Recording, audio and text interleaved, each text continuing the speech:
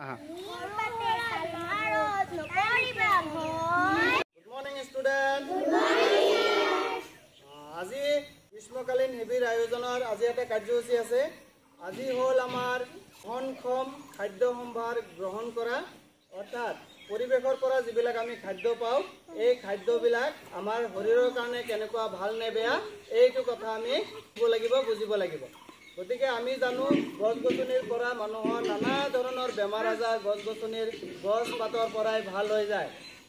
গছ পাতৰ পৰাই মানুহৰ সৰু সুৰা বেমাৰ ভাল হৈ যায়।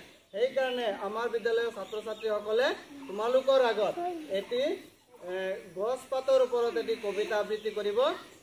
গছৰ ঔষধি গুণৰ বিষয়ে ক'বলৈ এই ছাত্ৰ ছাত্ৰীসকলে এটি কবিতা আবৃত্তি কৰিব তোমালোকৰ আগত। তোমালোকেও লগতে লগে ভাগে এইটো গাই ল'বা দেই, ঠিক আছে?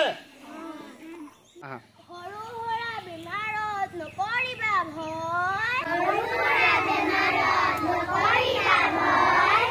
গছ পাতে নানা ৰোগ কৰে নিৰাময়, মৌ লগত তুলসী খালে কাহ নাথাকে,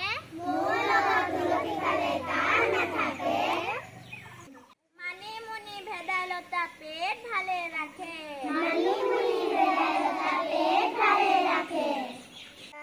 নাৰ্জী পাতে তেজ বন্ধ কৰে,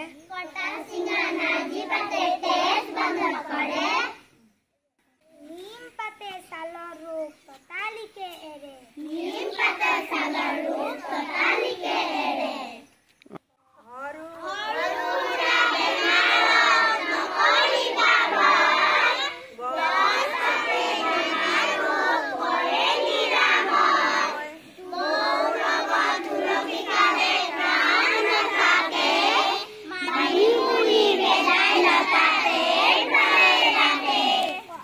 কটা চিঙাত